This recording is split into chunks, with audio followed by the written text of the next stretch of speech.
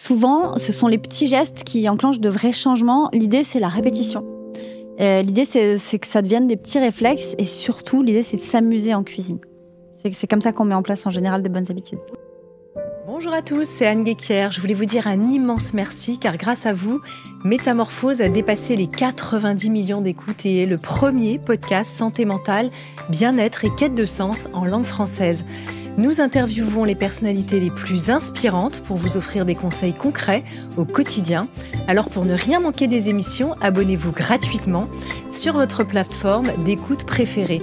Vos commentaires, vos partages sont tellement précieux et nous aident à poursuivre cette belle aventure. Allez, c'est parti pour un nouvel épisode de Métamorphose. Métamorphose, le podcast qui éveille la conscience.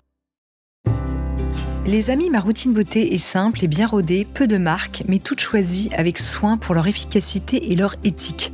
Parmi elles, Patika, que j'ai le plaisir d'accueillir comme nouveau partenaire de Métamorphose. C'est une maison française née à Paris et première marque cosmétique certifiée bio au monde. Patika incarne la science du bio. Des soins experts hautement concentrés en actifs, issus de la chimie verte, respectueux de la peau et de la planète. Pour Noël, la maison a développé des coffrets absolument parfaits regroupant leurs best-sellers, tels que leur masque Lift, Pro Collagène. Il y en a pour tous les besoins et tous les budgets, des nettoyants, des soins pour l'éclat, pour le corps et bien sûr de l'anti-âge, avec à chaque fois un produit offert minimum. Alors rendez-vous dès maintenant en pharmacie ou sur le site patika.com, je vous appelle Patyka. Dans un monde saturé d'injonctions nutritionnelles contradictoires, il est facile de se perdre. On diabolise les glucides, on craint les lipides et au milieu de tout ça, une famille de nutriments semble tirer son épingle du jeu, les protéines. Louées sur les réseaux sociaux, on les associe à la minceur, à la performance sportive. Mais les connaissons-nous vraiment ? Mon invitée du jour est diététicienne nutritionniste et dans son ouvrage « Pour être rassasié, manger protéiné » publié aux éditions Larousse, elle déconstruit les idées reçues sur ces super héroïnes qui soutiennent notre bien-être à chaque étape de la vie. Alors nous allons voir aujourd'hui à quoi elles servent vraiment. Et faut-il manger protéiné ? Comment ? On veut tout savoir sur ce sujet. Je suis ravie d'accueillir dans Métamorphose Coralie Costi. Bonjour. Bonjour et merci de m'avoir invitée. Avec plaisir. Je suis ravie de parler de ce sujet qui est, on le disait hors antenne, tellement tendance. On entend tout et n'importe quoi un peu sur les réseaux sociaux au sujet des protéines. Donc aujourd'hui, on va un peu clarifier, remettre l'église, on peut dire, au milieu du village au sujet des protéines. Alors, dans l'introduction de votre livre, d'ailleurs, on va en faire gagner un exemplaire sur notre page Instagram. Donc ça, c'est super. Si vous nous suivez, n'hésitez pas à tenter votre chance. Vous soulignez que les protéines sont rarement diabolisées, contrairement aux glucides et aux lipides. C'est ce que je disais en introduction. Pourquoi il y a cette image un peu positive ? Pourquoi est-elle si répandue finalement ? Les protéines ont très longtemps été associées à des régimes amincissants, voire amaigrissants. Oui. Et puis surtout, les protéines, on ne peut pas les stocker à proprement parler. On sort d'une période quand même où les glucides ont été très très fort diabolisés, notamment le glucose. On en a fait un poison. Et à côté de ça, forcément, il fallait trouver d'autres alternatives et les protéines ont été mise en avant. Dans les années 90-2000, il y a eu ce fameux régime hyperprotéiné, il y a eu ensuite les poudres hyperprotéinées, et puis elles sont revenues sur le devant de la scène avec la performance sportive, avec toute cette vague de healthy girls et de fit girls sur les réseaux sociaux. Et donc, elles sont passées un petit peu entre les mailles du filet de la diabolisation, en tout cas en ce qui concernait la prise de poids, puisqu'elles ont plutôt la réputation de permettre le contraire. Alors, vous me disiez aussi hors antenne qu'il y a des choses qui sont un peu dangereuses, d'ailleurs, au niveau des protéines. Vous parliez du régime hyperprotéiné, on le sait, qui a fait quand même beaucoup de dégâts. Ce n'est pas la même chose que le régime keto. On parle aussi du keto flexible, régime cétogène flexible. Ce vers quoi vous allez quand même, vous aussi, je pense, un peu plus, d'une certaine manière. Oui, c'est quand même très différent. Oui. Il y a une différence entre les régimes à la mode qui excluent des familles de nutriments et qui donc sont, selon moi en tout cas, dangereux, et des régimes ou des modes alimentaires qui vont privilégier certains nutriments et qui, à partir du moment où ils sont faits quand même avec du bon sens et parfois aussi où on se fait accompagner, ne représentent pas de danger pour la personne qui les pratique. Oui. Donc ça, c'est bien de le redire. Ouais. Vous avez vu aussi, vous me le disiez hors antenne, certaines aberrations comme des gens qui enfilent de la viande crue comme ça. C'est à outrance. Oui, et puis c'est relativement dangereux, ou en tout cas, ça peut planter des petites graines qui peuvent fausser le rapport à l'alimentation, notamment parce que ces modes sont sur les réseaux sociaux.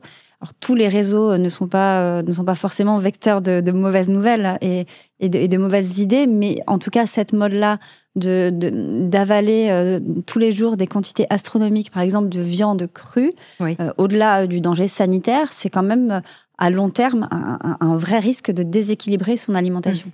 Sanitaire, parce que la viande crue peut contenir des parasites. Exactement. Ah, c'est pour ça que vous dites ça. Oui.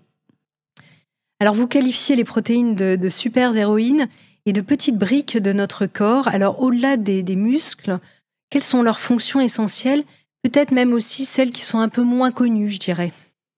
On connaît surtout donc les protéines pour leur rôle de structure dans nos muscles. Mais elles entrent aussi dans la composition de nos cellules. Elles entrent dans la composition de notre peau, de nos cheveux. La kératine, par exemple, est une protéine. De nos ongles.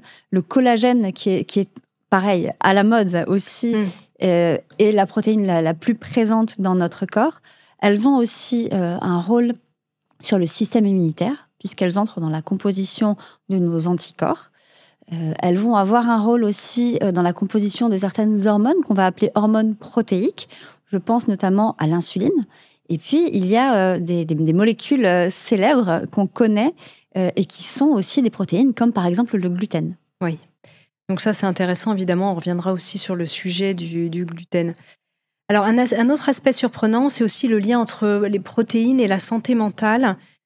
Vous dites je crois qu'une alimentation riche en protéines peut soutenir éventuellement notre mental en participant à la fabrication de la dopamine, la sérotonine. Alors, expliquez-nous ça un peu plus en détail, c'est vraiment passionnant. Les protéines entrent dans la composition de neurotransmetteurs, comme la dopamine, qui est l'hormone de l'éveil, de l'attention, la sérotonine.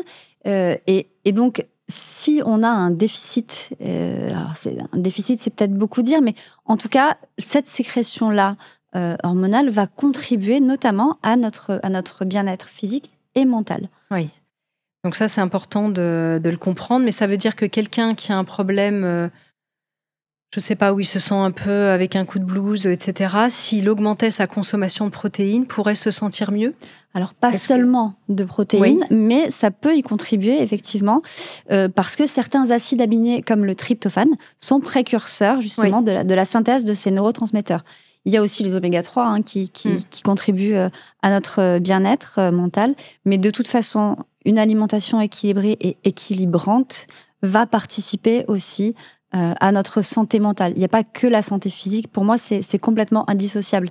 Et c'est pour ça, d'ailleurs, que l'alimentation est un sujet aussi passionnant et un sujet qui concerne et intéresse tout le monde. C'est qu'il ne s'agit jamais que de notre corps, que de notre santé physique. Ça va toujours un petit peu plus loin. Est-ce qu'on se sent plus rassasié et donc mieux, et il y a plus de plaisir quand on s'en sent rassasié, on se sent nourri, et donc ça a des répercussions aussi sur nos émotions? Bien sûr, ça a des répercussions parce que la restriction va entraîner la frustration. Et quand on est frustré, on est rarement de bonne humeur. Quand on est rassasié, il y a le rassasiement physiologique, le fait de sentir physiquement qu'on a suffisamment mangé, mais il y a aussi le rassasiement sensoriel. Le rassasiement sensoriel, c'est prendre du plaisir pour un aliment en particulier. Par exemple, on a tous entendu le fameux « finis ton assiette » pendant qu'on était enfant, et parfois même adulte dans les dîners de famille. Et tu vas pas laisser ça quand même. Et on n'a plus d'appétence pour ce qu'on est en train de manger, mais on rêve de goûter au dessert. Ça, c'est le rassasiement sensoriel. Est-ce qu'on a envie de quelque chose de croustillant, de fondant, de froid, de chaud, de coulant? C'est la fameuse tendance food porn. Qu'est-ce qui nous fait envie? Et ce rassasiement-là, c'est le plaisir. Et le plaisir, pour le bien-être mental, c'est fondamental. C'est fondamental. D'ailleurs, à ce sujet, les protéines servent comme une sorte de tampon, en fait, par rapport à la glycémie. Donc, sur ce côté rassasiant, c'est vrai que en fonction peut-être de l'ordre, et vous allez nous expliquer ça, est-ce qu'on se sent plus rassasié si on a pris une protéine avant du glucide, puisque vous parliez du régime tout à l'heure, du glucose? Alors, pas nécessairement. Il faut savoir qu'il y a, à moins de consacrer 3 heures à son repas, oui. A priori, déjà, on consacre pas assez de temps à nos repas en règle générale. Donc non, il n'y a pas d'ordre prédéfini pour consommer ces aliments. Sinon, voilà, on parle de consommation et on parle plus vraiment de plaisir. En revanche, les protéines, étant plus longues à digérer que les autres macronutriments, vont ralentir la digestion et vont contribuer plus facilement au rassasiement. Donc à cet effet tampon, là. À cet effet tampon, il y a aussi... le fait de ce fameux index glycémique, très très à la mode, les protéines contribuent aussi à baisser l'index glycémique de certains aliments, mais c'est aussi le rôle des lipides. Oui. Donc l'idée, c'est vraiment la globalité. Au-delà du fait de consommer les aliments dans un certain ordre, on va plutôt se dire qu'on va éviter peut-être de les consommer de manière isolée. D'accord. Alors vous êtes... pas trop d'accord, parce que c'est vrai qu'on entend beaucoup glucose goddess, Jessine Chospé qui nous dit qu'il faut les manger dans un certain ordre. Pour vous, ça n'a pas tant d'importance que ça? Pour moi, non. Pour moi, il faudrait idéalement, parce que si je dis il faut, je vais faire la même chose, c'est-à-dire que je vais lancer une injonction, c'est vraiment tout ce que je ne veux pas faire. Manger dans un certain ordre, c'est surintellectualiser son alimentation et en faire un sujet. Oui. Et c'est pas le sujet. Manger, ça sert pas à ça. C'est pas forcément délétère de le faire.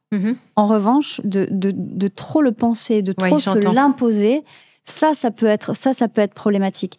Donc, est-ce que vous allez vous sentir mieux si vous commencez votre repas par un petit shot de vinaigre de cidre et puis par une grande assiette de légumes et puis qu'on va séparer? Il y a des gens à qui ça peut faire du bien. Oui. Pourquoi pas? Mais c'est pas indispensable. Voilà, je veux dire, le plaisir qu'on a en mangeant une assiette de spaghetti bolognaise, on va pas séparer la sauce d'un côté, les pâtes de l'autre et la salade verte ou les carottes de l'autre côté. Ça, je suis ni pour ni contre, mais c'est pas le message que j'ai envie de transmettre à mes patients en tout cas. C'est sûr que dans notre alimentation, en tout cas plutôt à tendance méditerranéenne quand même, on a tendance à manger des légumes ou des crudités en début de repas. Enfin, de toute façon, ça se passait plus ou moins, ça se passe dans cet ordre-là. Exactement. Et puis, on peut mettre du vinaigre de cidre dans la vinaigrette et c'est très, très bon. C'est ce qu'on fait en général, d'ailleurs. C'est ce qu'on fait en général. Et effectivement, manger des crudités en début de repas, ça va avoir un effet justement rassasiant, ça va apporter du volume. Rassasiant, en tout cas, à moyen terme, ça va apporter du volume et puis ça va avoir plein de valeurs nutritionnelles aussi. Mais ça va apporter du plaisir, ça va apporter de la couleur sur la table et c'est quand même très important. Oui. Et c'est vrai qu'on a tendance à prendre des crudités en entrée, plus facilement d'ailleurs que des légumes en accompagnement, mais on prend aussi des fruits en entrée. Ça peut arriver, on le fait. On pense au melon. Oui, on pense au melon, il y en a qui prennent du pamplemousse. Vous voyez, on met les figues rôties. Exactement. J'ai fait ça avant-hier. Figues rôties, c'est tellement bon. On met de plus en plus dans les bowls qui sont très à la mode et qui sont des plats assez intéressants justement. On va mettre de la grenade, on va mettre de la mangue. Enfin, on peut jouer avec l'alimentation et c'est peut-être mettre un peu de désordre, justement, plutôt qu'essayer de manger tout dans l'ordre, ça pourrait être pas mal. Vous êtes la punk de l'alimentation, j'ai l'impression, la punkette. C'est bien. Non, je plaisante. Alors, revenons aux protéines au quotidien. La grande question, c'est de combien de protéines, alors on va quand même un peu intellectualiser, mais pour avoir quand même la théorie, de combien de protéines avons-nous besoin? On discutait hors antenne avec un des co-hosts de Métamorphose, Alexandre Dana, qui est athlète, qui pratique les arts du cirque. Vous avez vu sa musculature, forcément, un beau bébé de cette taille-là, entre guillemets, a besoin de plus de protéines qu'une autre personne. Alors, comment est-ce qu'on peut y voir clair, à peu près, sur les quantités? Puis après, évidemment, dans l'interview, on va revenir sur des besoins spécifiques à des moments de la vie ou par typologie de population. Alors, l'ANSES recommande aujourd'hui 0,83 grammes de protéines par kilo de poids corporel et par jour. Le consensus scientifique vise plutôt, et c'est plus facile à retenir et à appliquer d'ailleurs, à 1 gramme. 1 gramme à 1,2 grammes de protéines par kilo de poids corporel et par jour. Par exemple, un sportif peut très bien... Prenons une femme à peu près... Voilà. Une femme, par exemple... on a une corpulence à peu près similaire, admettons. Une femme on va dire, de 55 kilos va consommer 55 à, on va dire, 70 grammes de protéines par jour pour couvrir ses besoins. Et après, si elle entre effectivement dans d'autres phases de sa vie, à savoir si elle est enceinte, si elle allait son enfant, ou si elle est sportive, ou si elle fait même un travail physique qui sollicite beaucoup ses muscles, on va tendre à augmenter nos apports en protéines sur la durée. C'est pas, bien sûr, l'idée n'est pas d'avoir un apport fixe en protéines par jour, parce que d'abord, on ne va pas compter, et puis c'est très compliqué, mais d'avoir un ordre d'idée. Le plus facile pour une personne sédentaire, ça va être de se dire, OK, c'est 1 gramme par kilo de poids corporel et par jour. Oui. Par exemple, un blanc de poulet, ça fait à peu près combien de grammes ? Un blanc de poulet, par exemple, si on a 100 grammes, alors 100 grammes, c'est pas beaucoup, hein, mais bon, si on a 100 grammes de blanc de poulet, on va être autour de 20-22 grammes de protéines. D'accord. Voilà. Ah oui, d'accord, c'est ça qu'il faut calculer. C'est ça. Pour un steak haché de 125 grammes, on est autour de 25 grammes de protéines. D'accord, oui. Là, c'est 100 grammes de viande, c'est pas égal à 100 grammes de protéines. D'accord. Donc là, c'est à peu près 25%, là, ce que vous dites, grosso modo. C'est ça. C'est le calcul qu'on peut faire. Ok, donc ça, c'est intéressant.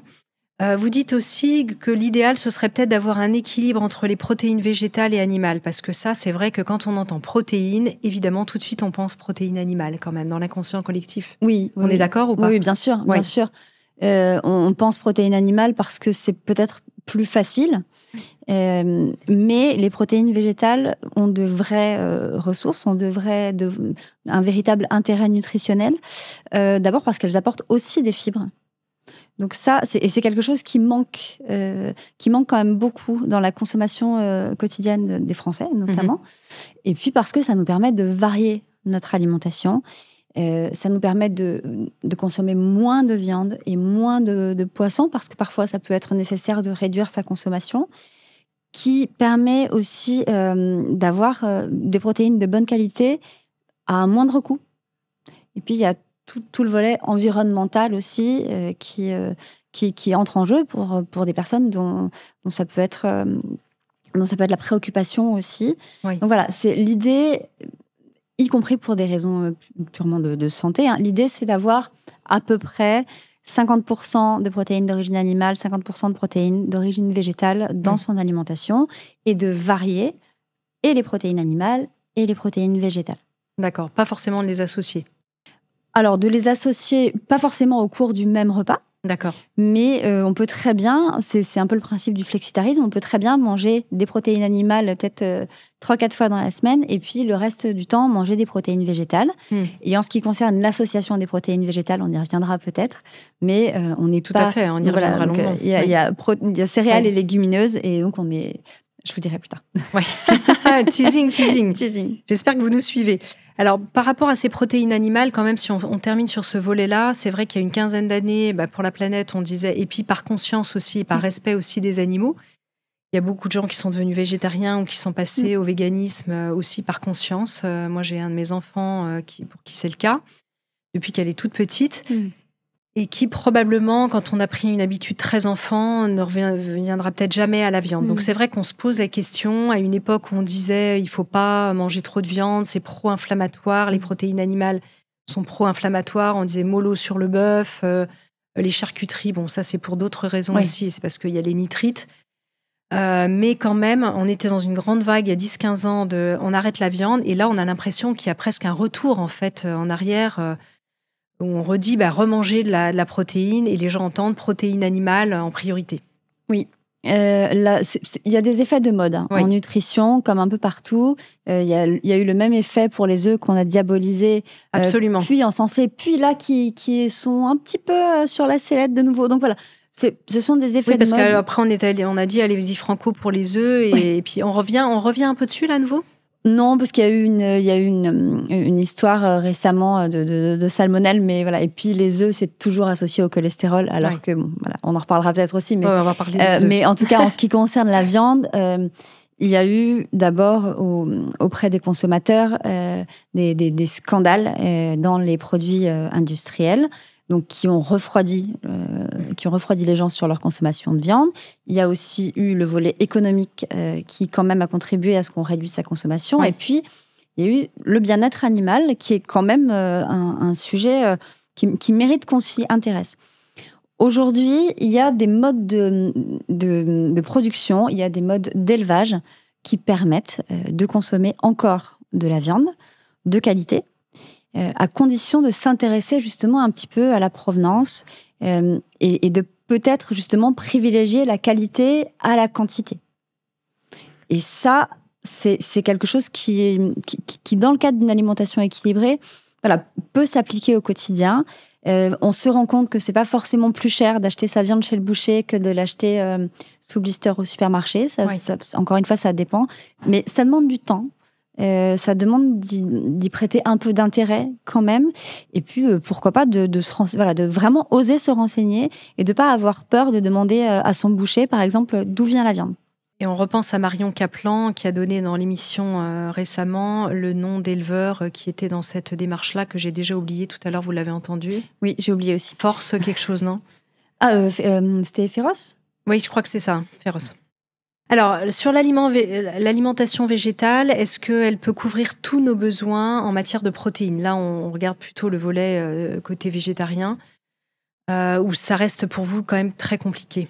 Non, c'est pas compliqué. Alors, on parle du volet... Alors d'abord, si on est végétarien et qu'on consomme, par exemple, des œufs, ça va quand même être beaucoup plus facile. Oui. Néanmoins, si on a une alimentation avec uniquement des protéines végétales, on peut couvrir ses besoins en protéines. Si je parle juste des protéines, on peut très bien couvrir ses besoins en protéines. L'important, ça va être de varier et d'alterner ou d'associer donc les céréales et les légumineuses. Oui. Pas nécessairement au cours d'un même repas, mais soit dans la journée, soit sur la semaine. Voilà. L'idée, ça va être de varier. Et puis, dans les protéines végétales, il y a aussi le dérivé du soja. Oui. Il y a aussi le seitan ou seitan, je ne sais pas, chacun sa façon de le prononcer. Il y a quand même pas mal de sources de protéines végétales.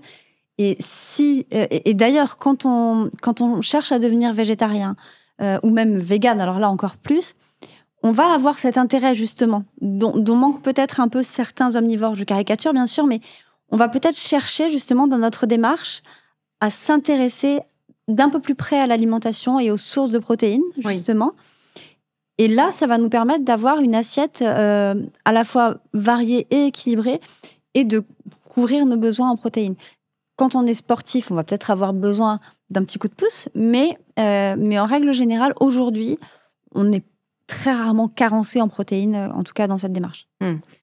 Alors, quelles sont les bonnes associations justement de protéines végétales ? Parce que c'est ça qu'on a envie de savoir. Et puis, parallèlement à ça, ma question, c'est aussi, on parle quand même beaucoup des glucides en ce moment, en disant mollo sur les céréales, pour tout un tas de raisons inflammatoires, parfois aussi parce qu'elles sont peut-être pas digestes en fonction de comment on les consomme, lesquelles on choisit. Enfin, voilà, il y a tout ce volet-là. Alors déjà, partons peut-être sur les bonnes associations, puis ensuite on verra le problème des glucides. Alors, l'idée, c'est d'associer donc céréales et légumineuses parce qu'elles n'ont pas tous les acides aminés essentiels. Donc, les céréales ont des acides aminés, mais en gros, il leur en manque un, qu'ont les légumineuses. Et inversement. Donc, l'idée, c'est de les associer. Il y a ça se complète bien, là, entre guillemets. Exactement, ça se complète bien. Il y a des associations, c'est un peu le yin et le yang, vous voyez, c'est un peu ça. Il y a des associations qu'on fait naturellement sans s'en rendre compte et qui vont super bien ensemble. Je pense, par exemple, au couscous. Il faut aller dans les cuisines du monde en général. Chili. Exactement. C'est une source d'inspiration inépuisable, la cuisine du monde. Le chili con carne, effectivement, on va associer les haricots rouges avec du riz. D'ailleurs, on peut très bien faire un chili sin carne. Oui, on dit chili con carne comme si c'était... Mais les deux sont très bien. Hein, voilà. Il y a le biryani qui va associer du riz aux lentilles.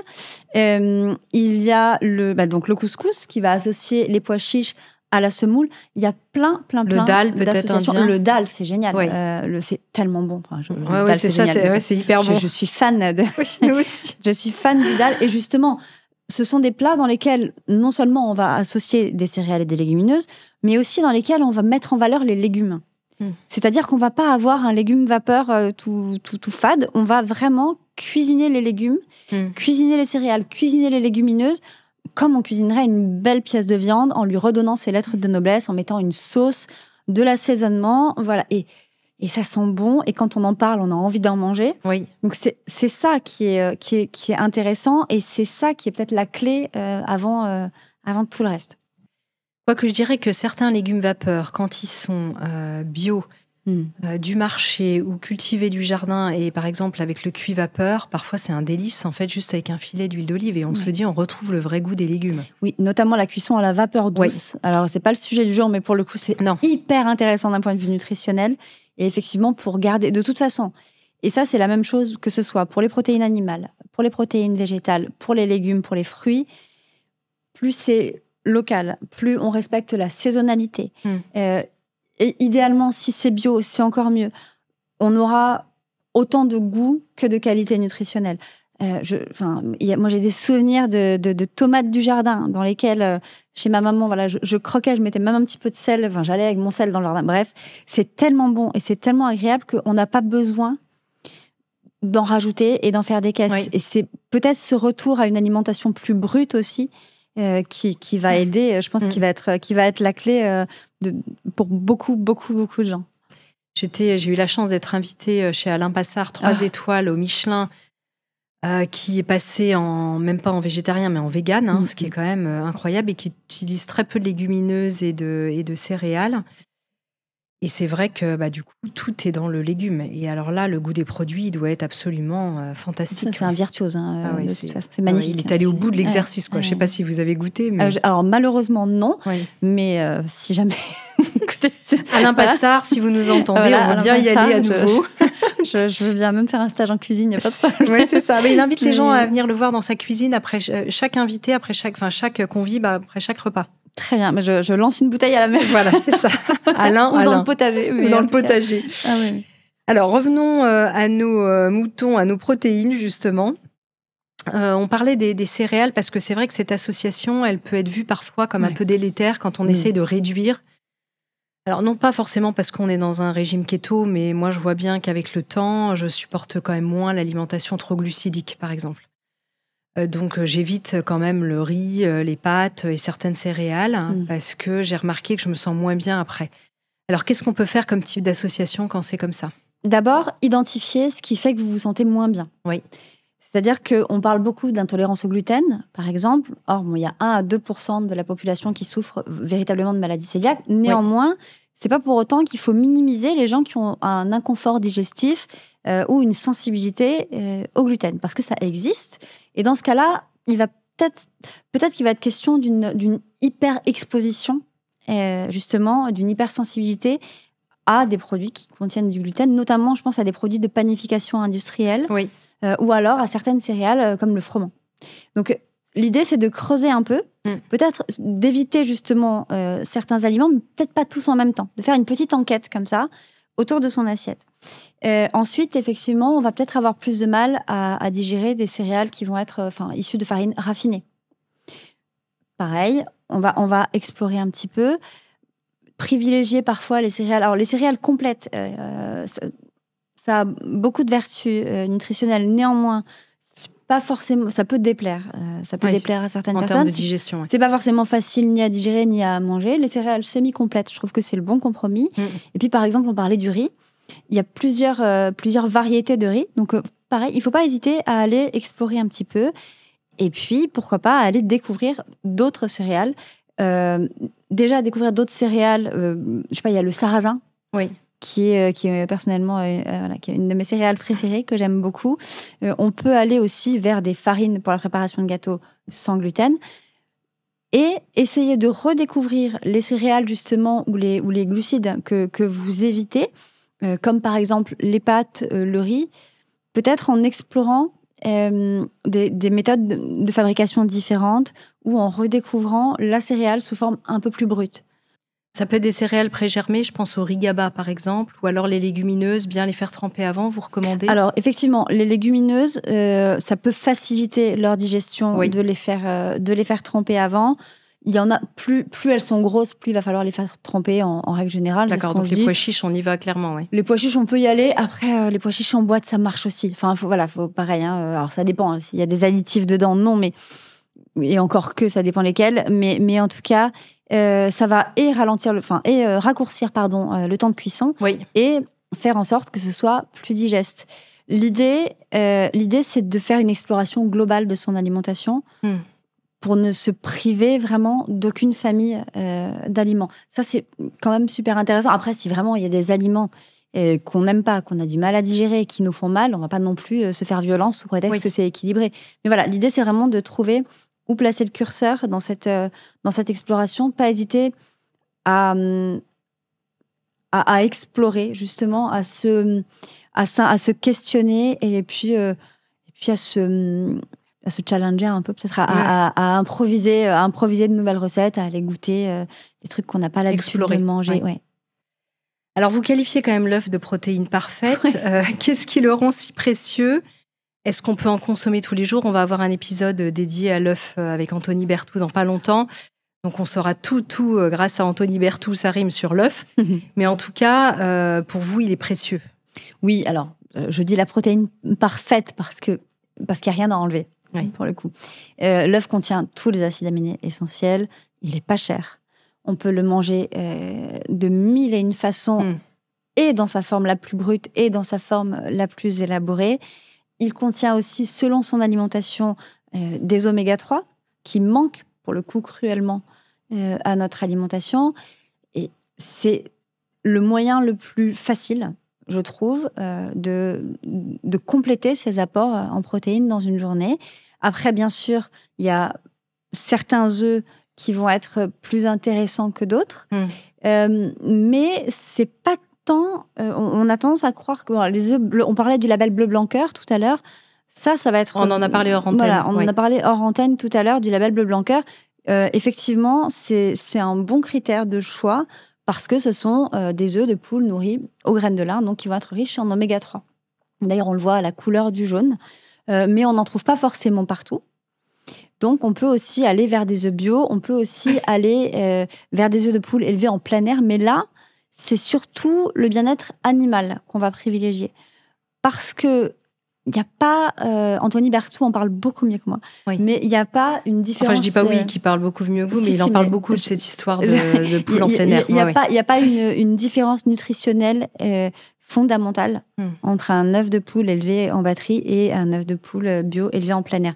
Donc, évidemment, si on aime les poules, on va plutôt aller vers des œufs notés 0 ou 1, mais c'est pas ce sera pas pour ces vertus nutritionnelles.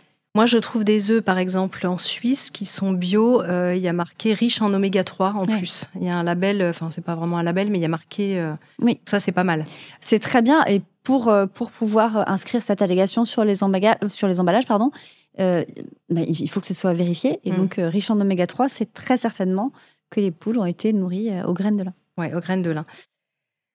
Alors, combien est-ce qu'on peut en consommer par jour ? On saura avec Anthony, mais peut-être dites-nous pour vous. Vous faites très bien. J'ai des patients, par exemple, qui me disent « Est-ce que je peux consommer un œuf au petit-déj tous les jours et puis manger une omelette le soir une fois de temps en temps ?» Oui. Il y a des personnes qui vont avoir une hypercholestérolémie, par exemple, ou qui vont être diabétiques ou qui vont être ce qu'on appelle hyper-répondeurs. Donc, qui vont avoir une sensibilité un petit peu plus accrue que d'autres. Et donc, pour lesquels il va falloir être un petit peu plus vigilant et donc faire une exploration notamment biologique. Mais en règle générale, il n'y a pas de contre-indication. D'ailleurs, il n'y a pas d'études, il n'y a pas de lien de causalité avéré entre les œufs et l'augmentation du taux de cholestérol sanguin, ou en tout cas entre les œufs et l'augmentation du risque cardiovasculaire. Donc, on peut très bien manger des œufs, peut-être pas, tous les jours, oui, pourquoi pas, mais on peut très bien manger 1 à 2 œufs par jour sans problème. Sans problème. Puisqu'on parlait des oméga 3, on pense évidemment aux protéines dans le poisson. On sait que les poissons sont très pollués. J'ai reçu aussi dans cette émission le docteur Guillaume Font, qui travaille beaucoup sur la psychonutrition, et qui disait que finalement, les algues pourraient être une source intéressante. Est-ce que vous rejoignez ces propos ? Oui, les algues sont une source intéressante de protéines et aussi de minéraux. On a la chance d'en avoir aussi en France. On trouve aussi beaucoup d'algues qui sont importées, ça c'est un peu dommage. Mais oui, ça peut être une source de protéines assez intéressante. Et d'ailleurs, quand on veut rajouter des protéines sur son assiette, oui. des petites algues, des petites algues en paillettes, si on aime se gouillauder, oui. Ça peut être pas mal. Et quand on est végane ou enceinte et qu'on a très envie d'une rillette de thon, par exemple, ou de tarama, il y a d'excellentes recettes. Ou d'huîtres. Il y a d'excellentes recettes à base d'algues. Donc oui, pourquoi pas. D'accord. Pourquoi pas. Alors en tout cas, dans les règles, c'est intéressant de se souvenir qu'on est sur 1/4 de protéines, 1/4 de féculents et la moitié de légumes. C'est à peu près ça ce que vous dites ? À peu près, c'est plus pour donner une... Si on veut avoir un truc un peu visuel comme ça. C'est plus pour donner, on pense au peace and love, je passe de punk à hippie. C'est ça. On passait par tous les stades. Là. On se dit, ok, j'essaie d'avoir un peu de chaque famille dans mon assiette. Après, rien n'empêche d'avoir moitié féculent, moitié protéines et d'avoir une entrée de légumes, comme on en parlait tout à l'heure avant. L'idée, c'est vraiment de ne supprimer aucune famille d'aliments. Oui. À part peut-être les aliments ultra transformés. Pareil, c'est pas le sujet du jour, mais ceux-là, ils mériteraient qu'on s'y intéresse. En tout cas. Ou très sucré, ou très sucré. Ou quand même... Et encore supprimer, vous voyez, je n'irai peut-être pas jusque-là, mais effectivement, les limiter au maximum, c'est bien. Vous voulez dire qu'un peu de temps en temps, ça sert un peu de vaccin ? Un peu de temps en temps. Franchement, on a tous bu du Tang et personne n'est mort, c'est pas grave. Vous avez tous bu du quoi ? Du Tang. Ah, du Tang. Vous vous souvenez du Tang ? Ah oui, mais d'ailleurs, on le buvait même pas, on prenait comme ça la poudre quand on exactement. Y pense. C'était, pour ceux qui savent pas, c'était une poudre quasi fluo. Hein. J'avais oublié ce truc-là. Ah mais c'est parce que je pense qu'il y a...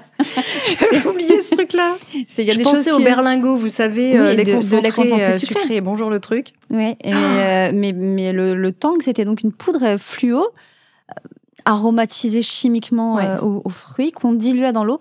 Mais en effet, je me souviens qu'on ne prenait pas trop le temps de la diluer. Et que... ça fait vraiment dingue quand on dit ça. C'était pas mal. Mais bon, si vous êtes génération Tang ou berlingot, n'hésitez pas à nous faire un petit coucou sur les réseaux sociaux. Vous êtes de cette team-là. Et on est encore là aujourd'hui. En tout cas, au petit déjeuner, qu'est-ce qu'on pourrait prendre justement pour muscler ce petit déjeuner, qui soit un peu plus protéiné, pour les gens qui ont parfois aussi du mal à prendre du salé ou pas d'ailleurs, qu'est-ce qu'on pourrait alors oui, proposer ? Effectivement, vous faites bien de le dire, c'est qu'un petit déjeuner riche en protéines peut être à saveur sucrée. Oui. Évidemment, je vais reparler des œufs, parce qu'avec des œufs, on peut faire des plats salés, mais on peut faire des omelettes sucrées. C'est très très bon. Omelette norvégienne, hein. Oui, alors pour le coup, omelette norvégienne, faut avoir le temps au petit-déj, mais moi je signe tout de suite, il n'y a pas de problème. On peut les intégrer dans la préparation de pâtes à crêpes, de pâtes à pancakes, de bowl cakes. Et donc ça va être pas mal. On peut aussi ajouter un yaourt grec ou des petits suisses, du fromage blanc ou du skyr à son petit déjeuner. Des flocons d'avoine, pourquoi pas, mais aussi des flocons d'épeautre qui contiennent un tout petit peu moins de protéines que les flocons d'avoine, mais vu les quantités qu'on mange le matin, c'est pas forcément important. On peut penser aux oléagineux, qui sont de bonnes sources de protéines et aussi de bonnes sources de gras et de fibres. Donc pour le petit-déj, c'est quand même assez efficace. Donc quand je parle d'oléagineux, je parle des amandes, des noix, des noisettes, des cacahuètes, des pistaches. Il y en a qu'il faut éviter un petit peu plus dans les oléagineux. Je pense aux noix de cajou, par exemple, ou pas forcément. Non, parce que c'est plus gras. Non, c'est pas pour ça. C'est qu'on voit les femmes, en tout cas, qui récoltent les noix de cajou, comme ça leur brûle les mains. Et on peut imaginer qu'à grosse quantité, je sais pas, même si on consomme plus forcément l'enveloppe, mais... Oui. Alors, je suis pas assez documentée pour vous parler des moyens de récolte, donc je me prononcerai pas là-dessus. Mais en tout cas, les quantités recommandées, c'est 30 grammes par jour. Donc, je pense pas. Enfin, je pense que s'il y avait un vrai risque, il serait vérifié. Enfin, j'espère en tout cas qu'on en aurait entendu parler, parce que sinon, pour le coup, ce serait inquiétant. Voilà. A priori, vous savez, les oxalates. Ça fait, oui, mais ça faisait un petit moment. Cadmium. Alors le cadmium, ça a été révélé au grand public il y a très peu de temps. Voilà. Donc parfois on croit bien faire et puis on ne sait pas. Ouais. Mais bon, pour le coup, non, il n'y a pas de danger à consommer des noix de cajou. Mais dans la récolte, alors peut-être que dans l'enveloppe ou dans les terres, il y a effectivement des composés problématiques. Je vais me renseigner parce que je ne suis pas au courant. En tout cas, pour le petit déjeuner, on met des oléagineux et ça, c'est bien aussi. Oui, c'est intéressant. C'est une source de protéines. C'est une source de protéines. On peut très bien aussi utiliser des poudres d'oléagineux, des poudres de noisettes dans ces préparations, dans ces gâteaux. On peut se faire des petits gâteaux ou des petits cookies au petit déjeuner sans problème. Ou avec des purées. Ou avec purée des d'amandes. purée d'amandes, purée de noisettes, purée de cacahuètes. Voilà, la purée de pistache, c'est une... Oui, c'est hautement addictif, hein, c'est ça. tellement bon. Oui. C'est tellement bon, c'est super bon. Donc ça, et puis on peut aussi varier le petit-déj comme on le fait pour les autres repas. Parce qu'on a tendance, il y a deux équipes. Il y a, au-delà de l'équipe qui n'a pas faim le matin, et c'est pas grave, mais au petit-déjeuner, il y a l'équipe que j'appellerais monomaniaque, qui est le type de personne qui mange absolument tout le temps la même chose au petit-déjeuner, et c'est important, et c'est sacré, et c'est très bien. Et puis, il y a un peu l'équipe de ceux qui se cherchent et qui testent plein de petits déjeuners différents. Donc, il ne faut pas hésiter. Quand on est team, on ne mange pas trop le matin. Est-ce que c'est bien parfois, selon le principe, c'est comme les bains froids ou d'autres choses, de choquer, entre guillemets, un peu le corps, pour pas rester dans une routine permanente, dans une routine. C'est-à-dire, si je mange jamais le matin, est-ce que de temps en temps, c'est bien que je me dise, peut-être pendant 6 mois, je vais reprendre un petit déjeuner? On le voit par rapport au régime intermittent, je pense. Oui, d'accord. Alors, il faut se demander pourquoi. Oui.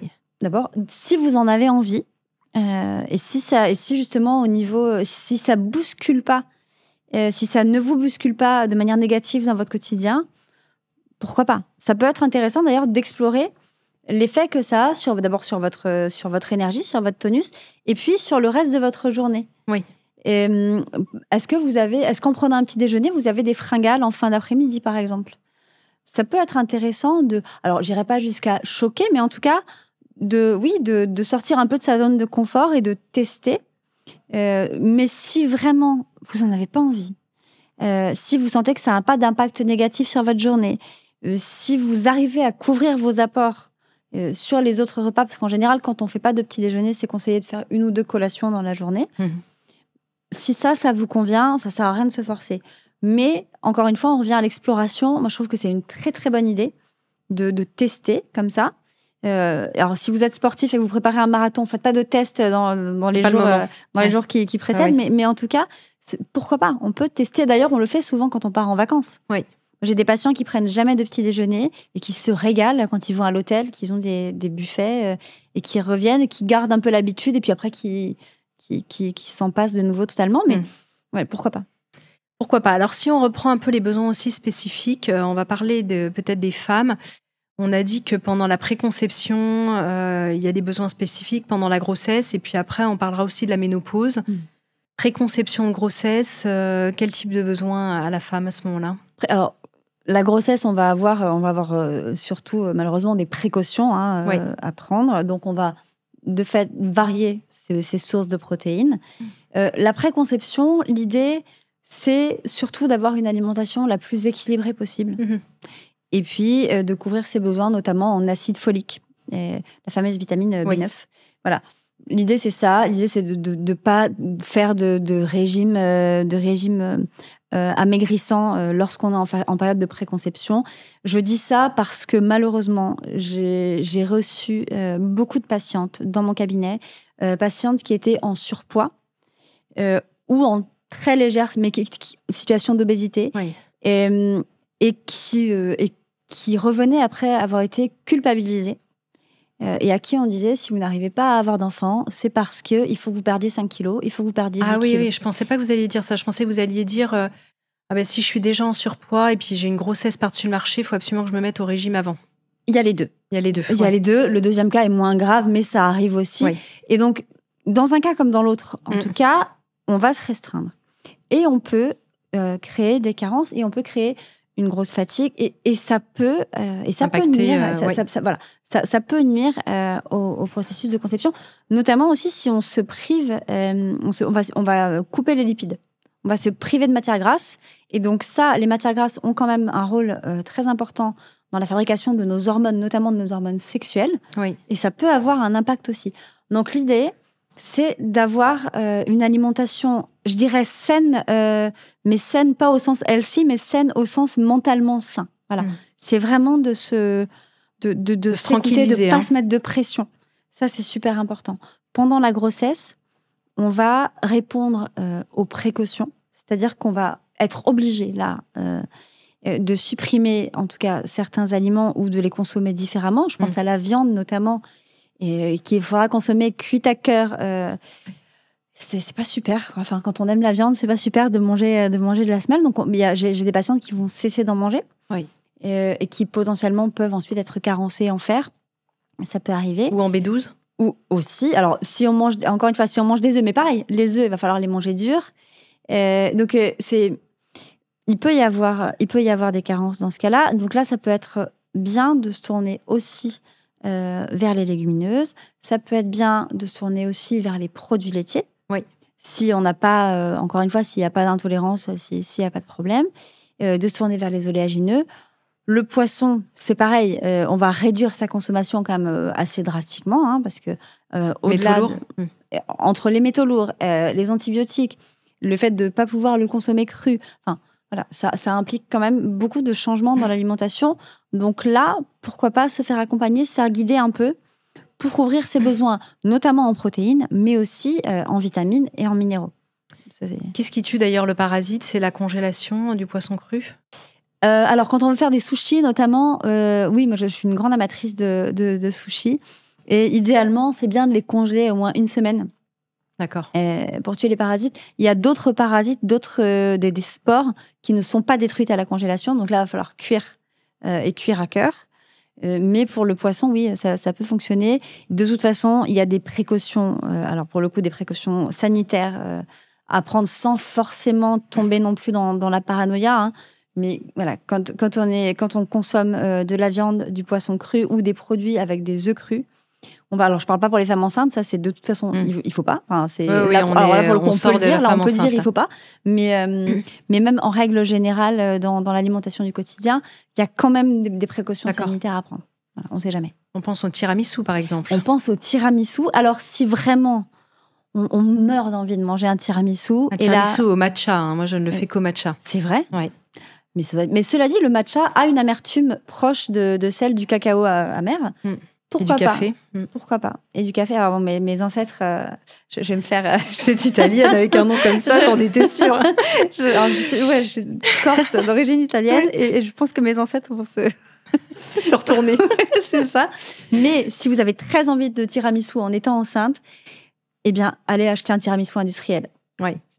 Mais tiramisu matcha, je vais tester. Ouais, je vais vous donner ma recette. Mes enfants le font les yeux fermés. Tellement, ils ne connaissent presque que celui-là. Je suis fan de matcha. Ah ouais, moi aussi. Alors, ménopause, on avait dit qu'on en parlerait, grand sujet, parce que là, on cherche vraiment à contrer la perte de masse musculaire, qui est vraiment parfois significative. On parle même de sarcopénie. Oui. En quoi les protéines associées à l'activité physique, puisqu'on est toujours là-dedans, deviennent vraiment des alliés indispensables. Là, c'est relativement incontournable à ce moment-là.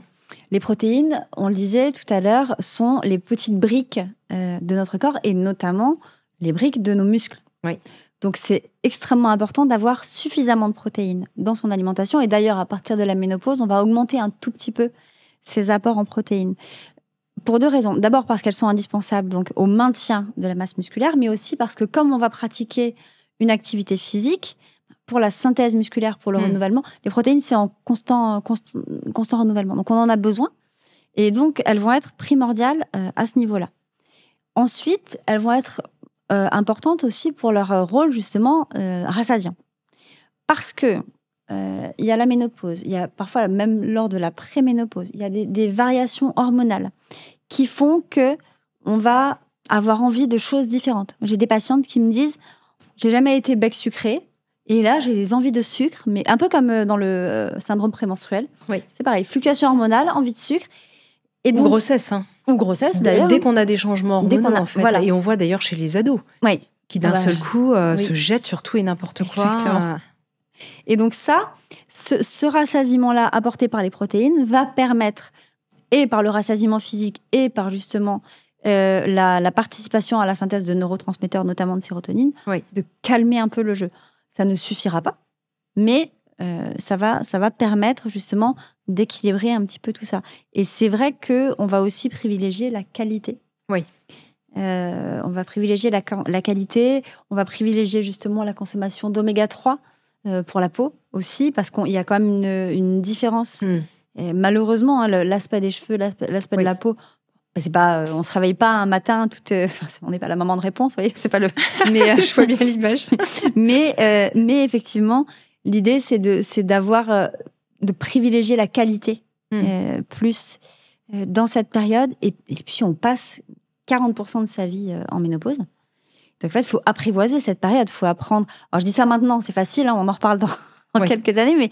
Mais l'idée, c'est de se dire, OK, ma façon de manger va changer. Je prends du poids de manière différente. Ou en tout cas, mon poids se répartit de manière différente. Oui, et puis on métabolise de manière différente. Donc, tout ça, il va falloir le prendre en compte pour rééquilibrer son alimentation ou surtout pour ne pas déséquilibrer son rapport à l'alimentation. Oui. Parce qu'il y en a quand même... c'est pas facile. J'ai beaucoup de patientes pour qui c'est un vrai challenge. Enfin, c'est une vraie souffrance aussi, hein, parce qu'on renonce à beaucoup de choses. Donc, l'idée, c'est que l'alimentation, justement, ce soit pas une charge supplémentaire, mais que ce soit un outil, une clé, une source de plaisir dans ce moment-là. Là, quand vous parliez de ces fameux oméga 3, est-ce qu'on se supplémente à ce moment-là, en plus d'en trouver dans l'alimentation ? Ça va dépendre. On repense aux sardines, on repense aux algues, on en a parlé tout à l'heure, mais on peut aussi se supplémenter. C'est-à-dire que si dans notre alimentation... complètement dans les protéines, là, mais c'est pas grave.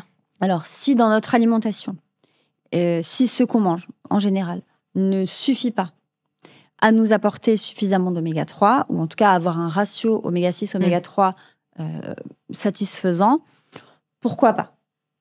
Pourquoi pas ? Néanmoins, si on ne mange pas de sardines, l'huile de colza, c'est quand même accessible.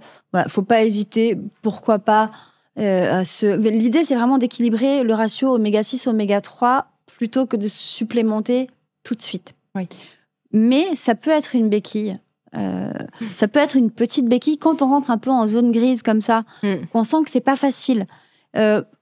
Plutôt que d'attendre vraiment d'être en zone rouge et de se dire bon ok là j'y arrive pas et de mettre du temps après à remonter, pourquoi pas ? D'accord. Pourquoi pas ? Mais l'idée c'est vraiment pas d'excès quoi.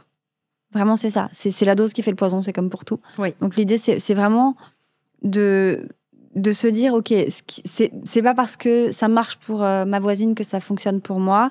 L'idée, c'est vraiment de chercher ce qui vous convient le mieux. Puis, personne n'a la science infuse. Donc, je pense qu'il faut qu'on apprenne à s'écouter un petit peu plus et à savoir ce qui nous fait du bien. Qui nous convient. Ouais, ce qui nous convient. Je vois malheureusement le temps qui passe. On va parler quand même des personnes plus âgées, c'est-à-dire, après 50 ans, 60 ans. On voit beaucoup de personnes âgées, alors après il y a le grand âge aussi, qui ont de moins en moins envie de manger d'une manière générale et encore moins de protéines. Alors qu'on sait qu'à cet âge-là, c'est important pour la masse musculaire, les os, un certain nombre de choses, de garder en fait de la protéine, végétale ou animale, un mix des deux. Oui, alors il y a effectivement il y a la perte d'appétit, il y a la perte aussi parfois des capacités de mastication, il y a ce risque de fausse route aussi chez les personnes âgées. Donc, dans ce cas-là, on va varier les textures. C'est-à-dire qu'on peut leur proposer des aliments, alors pas forcément tout le temps, mais parfois mixés. Alors là, on est plus qu'après 50 ans. Là, on est plus qu'après 50 ans. Mais moi, je parle si on a des difficultés pour la mastication. Mais même alors, avant ça, si on n'a pas beaucoup d'appétit, par exemple, voilà, si juste on a 65 ans, on n'a pas beaucoup d'appétit, on peut enrichir son alimentation en protéines. On peut, par exemple, on aime beaucoup les soupes en hiver. On peut ajouter, encore une fois, un œuf battu dans sa soupe. On peut ajouter des petits dés de tofu. On peut ajouter un reste de pulled pork ou d'effiloché de poulet. On peut ajouter beaucoup plus du fromage. On peut ajouter, pendant qu'on fait sa soupe, 1 ou 2 belles poignées de lentilles corail qui vont cuire dedans, qui vont apporter de la texture. Déjà, ça peut être quelque chose de facile à faire au quotidien pour augmenter ses apports en protéines. On peut, de temps en temps, alterner les yaourts avec, comme je vous le disais, du fromage blanc, du yaourt grec, des choses comme ça. On peut aussi... Du skyr, vous disiez tout à l'heure. Oui, du skyr, pourquoi pas. Des petits Suisses, si on a un budget un peu plus limité. L'idée, c'est vraiment... Et puis, encore une fois, c'est du cas par cas, mais pourquoi pas aller chercher... du côté c'est un secret de grand-mère, ça c'est pareil, c'est né avant le tang, c'est ajouter du lait en poudre dans ses préparations pâtissières. Le lait écrémé en poudre, c'est une source de protéines qui est quand même hyper accessible. Pensez quoi d'ailleurs des poudres protéinées, mais de bonne qualité ? Est-ce que ça peut être pas mal ? Ça peut être une bonne façon pourquoi pas, oui. Si l'alimentation ne suffit pas, ça peut être une bonne façon de compléter ses apports en protéines. C'est important d'insister sur le de bonne qualité. Par de bonne qualité, j'entends pas avec une liste d'additifs longue comme le bras. mais de la whey, parce que c'est ça qu'on parle. Je pensais à ça, ouais. De la whey de bonne qualité avec une compo plutôt clean, on va dire. Ça peut être un moyen dans un shaker, pourquoi pas, dans un shaker ou pas d'ailleurs, mais dans un shaker, c'est quand même c'est facilement assimilable, c'est pratique, il y a tous les acides aminés. Ça peut être un bon moyen, oui, d'ajuster ses apports en protéines. Pourquoi pas? L'idée, c'est de ne pas les consommer juste au détriment d'autres protéines. D'accord. Et de ne pas se dire, OK... j'ai pris ça, c'est bon, quoi. Ouais, j'ai pris ça, c'est bon. Et puis, surtout, je ne prendrai pas de poids. Enfin, si je remplace mes repas solides par des repas liquides, je ne prendrai pas de poids. J'entends, parce que là, on retombe dans les dérives. Parce que là, on retombe dans les dérives. Et surtout, on va supprimer quand même une partie du plaisir et de la mastication. D'ailleurs, quel serait le curseur entre un régime hyperprotéiné et un régime protéiné normalement? Le régime hyperprotéiné, ça va être un régime où on consomme des protéines au détriment des glucides. Je pense notamment aux glucides, des glucides, des lipides. Ça, à long terme, ça peut être délétère. Et pour votre santé physique et pour votre santé mentale. Un régime riche en protéines, c'est un régime qui va vous apporter plus d'1 gramme de protéines par kilo de poids corporel et par jour. En perte de poids, par exemple, puisque c'est de ça qu'on parle, on va être entre 1,5 et 1,8 grammes par jour. On peut monter jusqu'à 2 grammes si on fait du sport. Et là, c'est un régime où on va veiller à avoir suffisamment de protéines. On va augmenter ces quantités de protéines et ajuster, non pas supprimer, mais ajuster les glucides et les lipides en conséquence. D'accord. Mais garder quand même, parce que les protéines, sans glucides et sans lipides, ça ne sert pas à grand-chose. Oui, bien sûr. Tout est un totum maintenant, un totum dans la nature. Ouais. Est-ce qu'on fait un petit ping-pong un peu rapide sur les idées reçues? Oui. Comme ça permet, ça va vous demander d'être focus dessus, mais au moins, ça permet de passer des questions un peu en revue. Alors, une croyance tenace veut que les protéines soient mauvaises pour les reins. Que nous dit la science à ce sujet? Alors, la science à ce sujet nous dit si pas d'insuffisance rénale, si pas de problème et si pas de consommation au-delà de 3,5 grammes, non. D'accord. Voilà. Et si hydratation suffisante. Ah oui, ça c'est important, évidemment, on parle des reins. Le soja et ses phytoestrogènes font débat. Est-ce qu'il faut s'en méfier ou est-ce que c'est un atout pour notre alimentation? Moi, je rajouterais même que le soja fermenté, oui. Le soja non fermenté, attention un peu plus. Est-ce que vous êtes d'accord avec ça? Il y a de la nuance, mais c'est intéressant d'apporter cette nuance-là, justement. Alors, vigilance dans certains cas. Vigilance dans certains cas, notamment dans des cas de traitement anti-hormones, dans des cas de cancer, etc. Mais vrai atout justement si on se penche un petit peu plus sur le sujet et notamment dans le cadre de la ménopause, les phytoestrogènes peuvent avoir un rôle bénéfique aussi. L'idée là, ce serait vraiment là pour le coup la question flash. Voilà, faut creuser le sujet, mais la nuance est là, c'est-à-dire que c'est les deux. Mais si on va vers du soja fermenté, on peut pas vraiment se tromper dans ce cas-là. A priori, non. Mais voilà, faut vraiment, c'est du cas par cas. Faut vraiment, pour le coup, là, on entre dans dans un volet santé, exactement. Et donc, il faut vraiment être un poil plus pointilleux là-dessus. Alors, concernant le sport, notre amie Alexandre Dana nous posait des questions hors antenne. Alors, le mythe de la fenêtre anabolique de 30 minutes après l'effort, est-ce qu'il est encore d'actualité?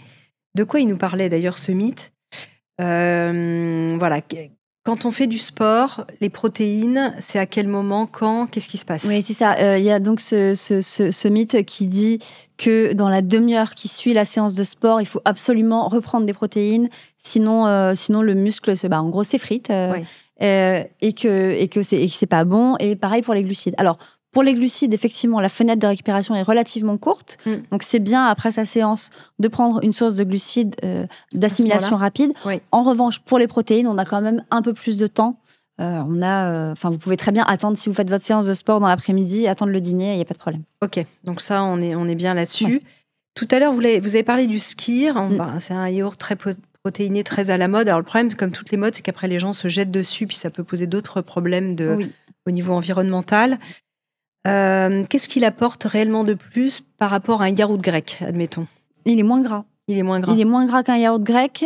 Et par rapport au petit suisse, qui est son équivalent en protéines, il est juste plus facile à transporter et à manger. Voilà. Si demain on met du papier autour du skier, ça vaut plus rien. D'accord. Votre livre, je ne l'ai pas dit en introduction, mais il propose combien de recettes ? 45. 45 recettes. Alors, il y en a qui sont audacieuses, comme le brownie aux haricots rouges, par exemple. Il est délicieux. Écoutez, il est très bon. Et alors, je suis pas toute seule aux recettes. C'est important de le dire parce qu'on parle pas assez d'elle. C'est aussi Marie-Élodie Pape qui fait les recettes. Voilà. Donc ça, c'est important de lui rendre ça. Quand même. Alors d'ailleurs, pour les abonnés à la newsletter de Métamorphose, on offrira une petite sélection de recettes dans notre prochain envoi qui sera dédié aux protéines. Alors c'est bien parce que je trouve ça chouette parce que ça donne des idées. On s'aperçoit, enfin je sais pas vous vos patients, mais moi en tout cas dans mon alimentation, j'ai l'impression que je fais toujours les mêmes trucs. Je tourne sur les ingrédients et tout ça, mais quand même je reviens un peu sur les mêmes recettes. Et parfois, on a besoin d'un petit coup de pied aux fesses pour se dire « Ah ben tiens, je vais tester ça ». Oui, c'est ça. Et puis parfois, typiquement, on voit brownie aux haricots rouges. Quand on en a parlé avec Marie-Élodie, on se dit « Ouais, et si, c'est bon ». C'est juste au-delà du dessert sans sucre, sans œufs, sans farine, sans machin. C'est juste la juste dose. Voilà.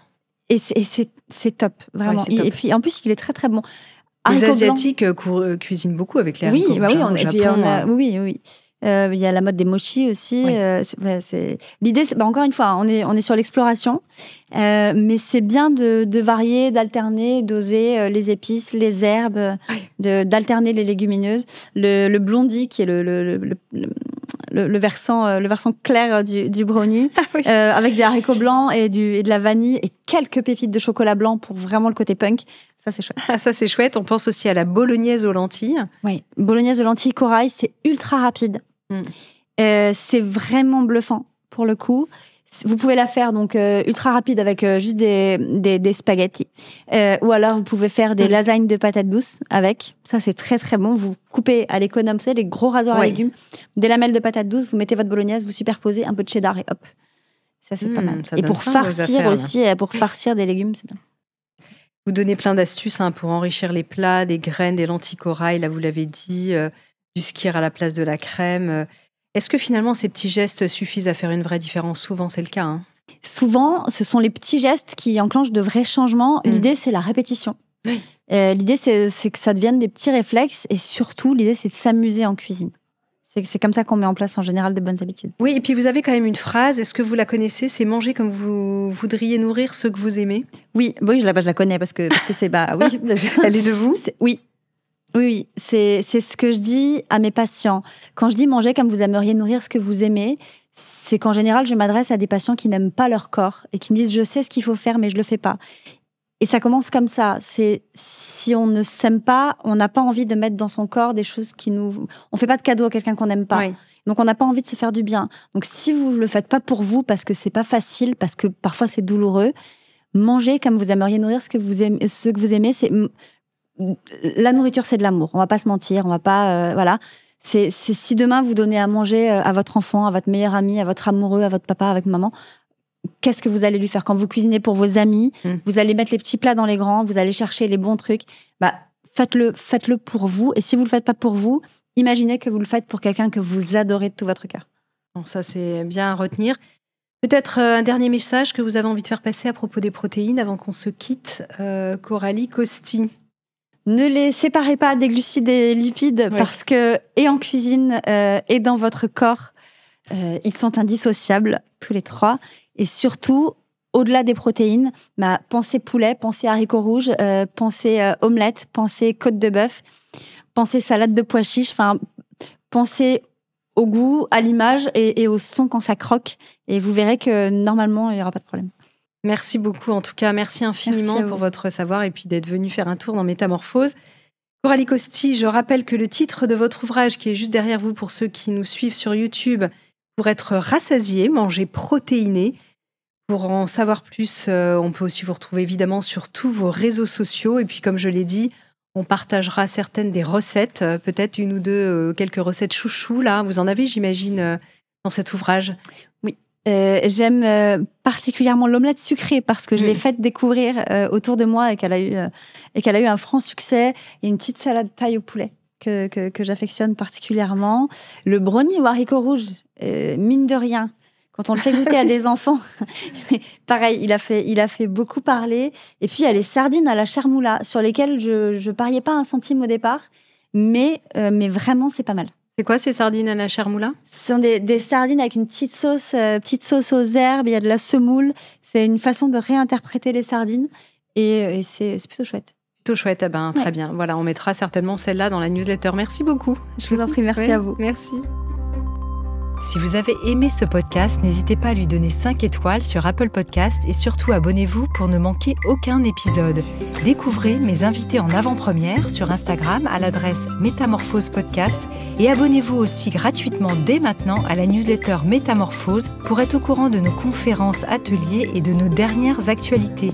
Pour ça, rendez-vous sur notre nouveau site www.métamorphosepodcast.com. Métamorphose, le podcast qui éveille la conscience.